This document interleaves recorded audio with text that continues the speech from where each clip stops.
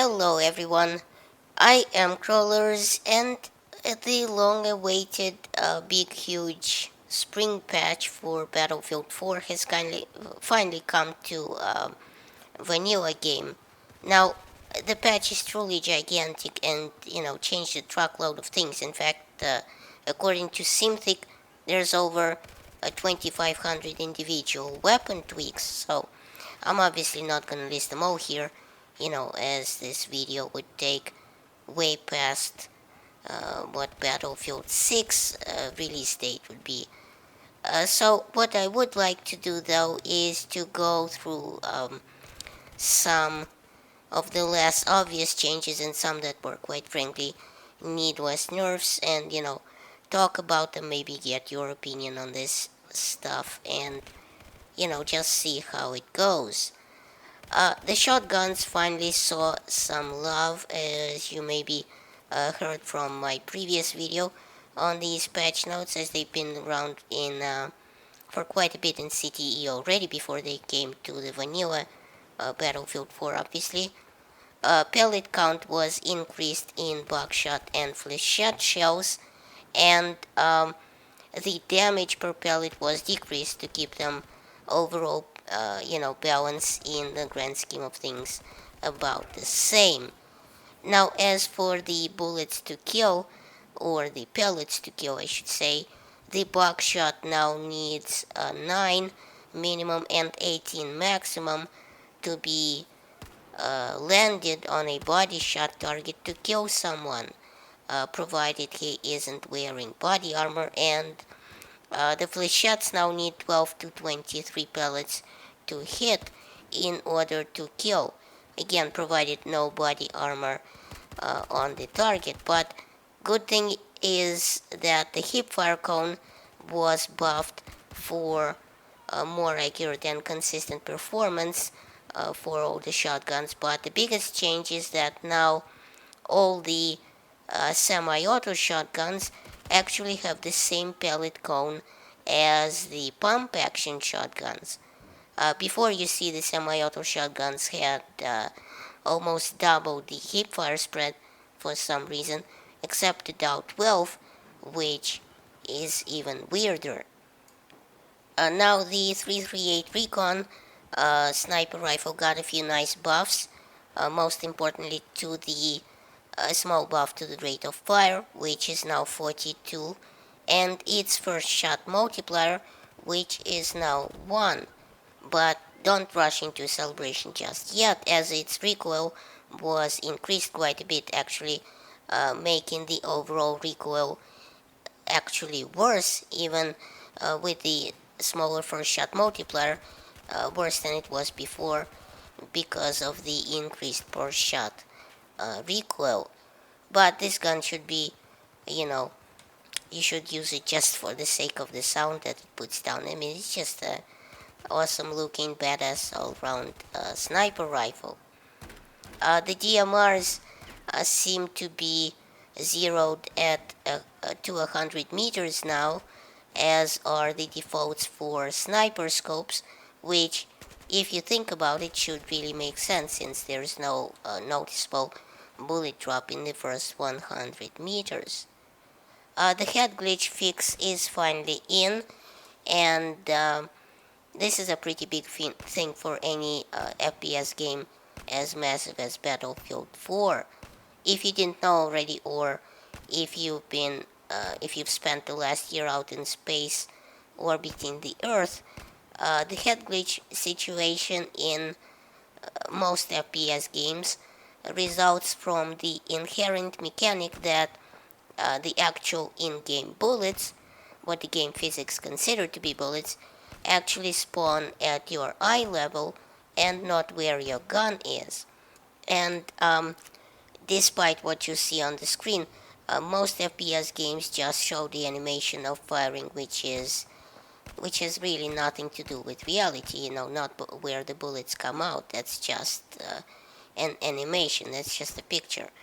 So what happens in this situation is that, let's say only your head is sticking out from these Lego brick boxes, let's say on the shooting range here, and you can't be shot by the enemy all that well, as the enemy only sees your head poking out, or maybe just half of it.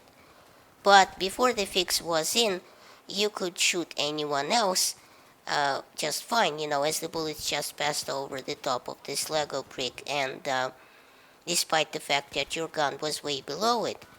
So now what happens is that the physical bullets are spawning at the level of your gun or about there, making you peek out a lot more to get a shot on the enemy, exposing you to him a lot more, and giving him a much better chance of getting a shot at you. So it's not all that one-sided anymore. And this was most annoying on Operation Clusterfuck, aka Lockers, of course, where everyone hid behind boxes and, just shot people passing by. This will now hopefully be a thing of the past. A few weapons got a burst fire mode added, like the G36C and the RPK-12. The Noreen Bad News Rifle, aka the SR-338, got a few much needed buffs. The rate of fire went up some, the hipfire spread went down, the recoil to the right, and the first shot multiplier got buffed a little.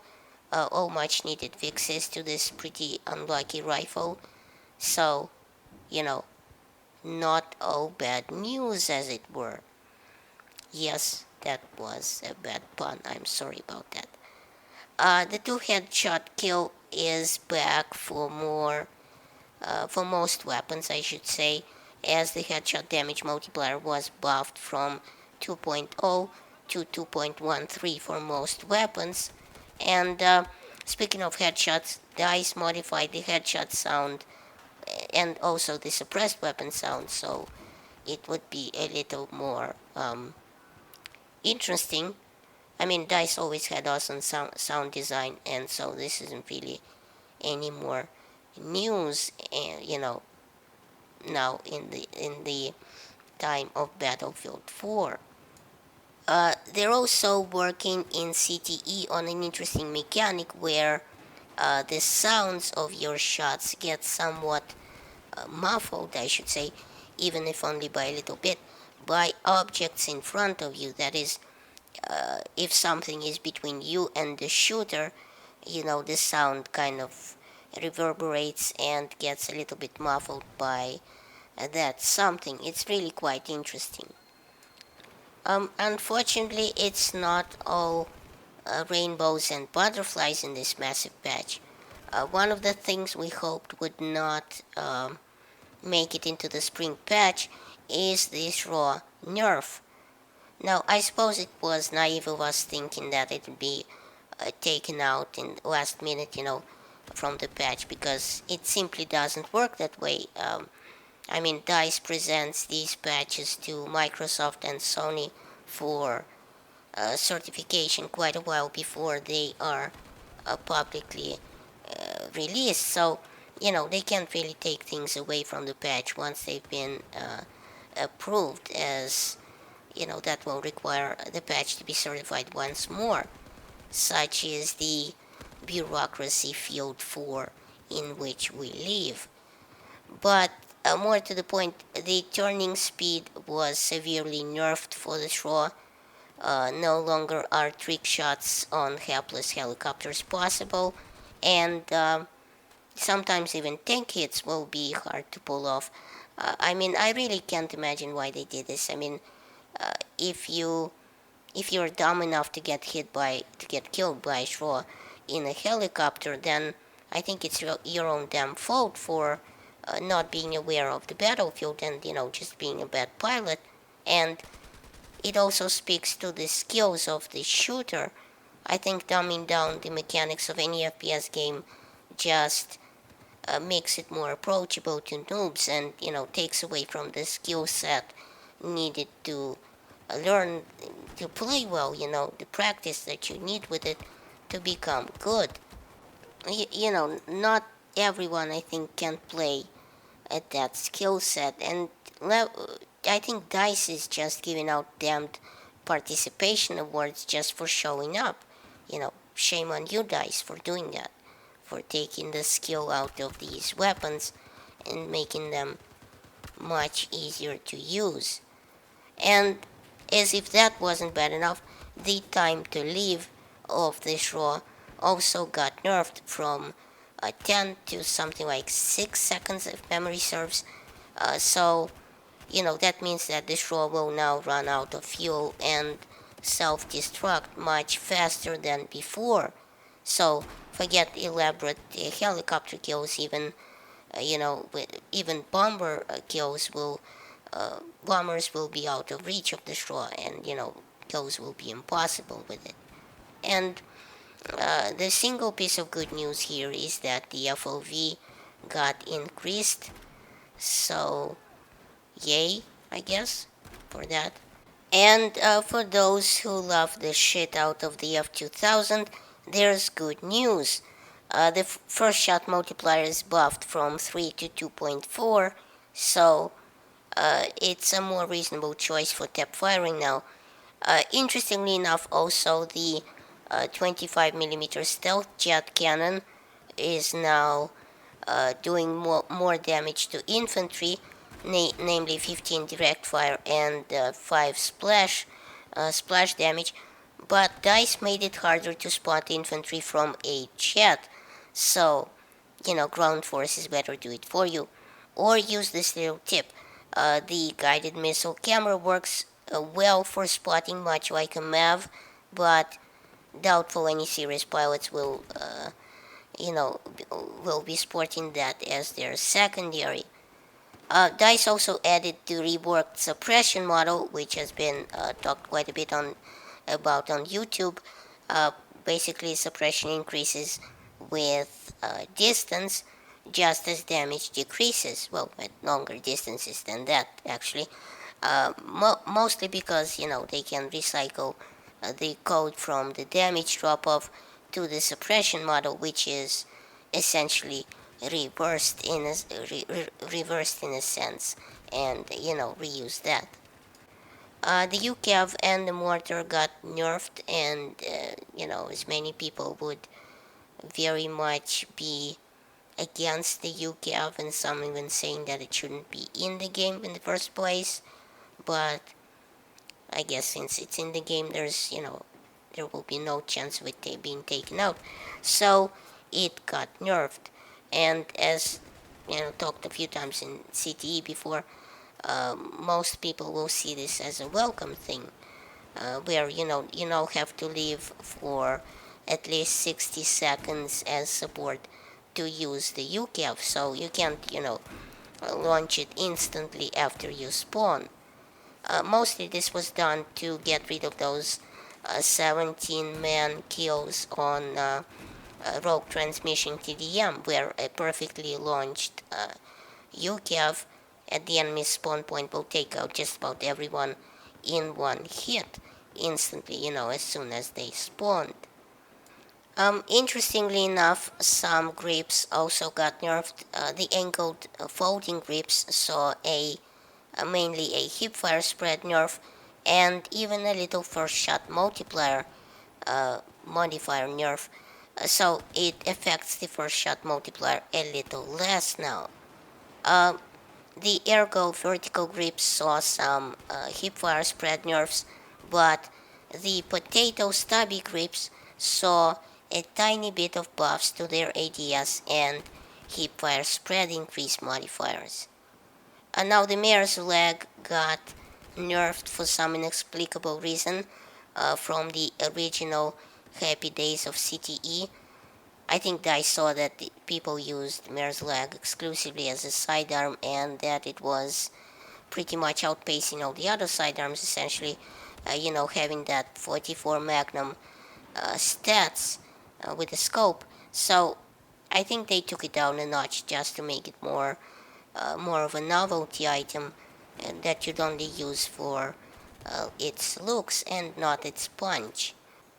The DMRs got a first shot multiplier decreased pretty much across the board, but hold on, if you think that makes recoil any better, you'd be wrong, because DICE also doubled their per shot upwards recoil, so the overall result is the same amount of recoil, but a more consistent one. In that, if you spam fire the thing, then as many of us do, the vertical recoil should feel a lot more uniform and consistent overall. There also have been some much needed muzzle velocity buffs, but I won't list them here as I've already done this in another earlier CTE patch notes video, and this has gotten way too long already for a patch notes video. So if you want to see it, I'll link that video to the annotation at the back of this one. Some reload speeds also got nerfed, but in case the Bambis will start a riot over that and go try to burn down DICE LA headquarters, I'll go ahead and explain that this was done to match the reload animation times, unlike Hardline where it's just a mess, and see my other video about that, as I ranted quite a bit on that. Some bolt action sniper rifles also got a nerf to their magazine size, but it's all in good fun. I think it won't really impact the game, as you just reload more often. That doesn't really take away from the damage or anything like that. But the good thing about all this, and the spring patch, of course, is that we get the gun crate DLC, which puts 5 all new guns, including the AN-94, into the hands of all players, which even non-premium ones, by the way, without having to unlock them through assignments, and the AN-94 pretty much coming out on top as the new best assault rifle in the game, as well as it probably wasn't expected and as well as it should be, as at least as Gaben would have it in an FPS game. We also get the Gunmaster game mode, making a comeback from Battlefield 3 obviously, and the compound bow is coming to all players, even non-premium ones, but only inside set game mode. So, good changes overall, I think. Some not, but obviously opinions are like assholes, everyone has one. So leave me a comment below, tell me what you guys think of the spring patch, and thanks for watching. Please rate and share this video, it helps my channel grow. Check out my other videos at the end of this one, and remember, in Soviet Russia, YouTube subscribes you.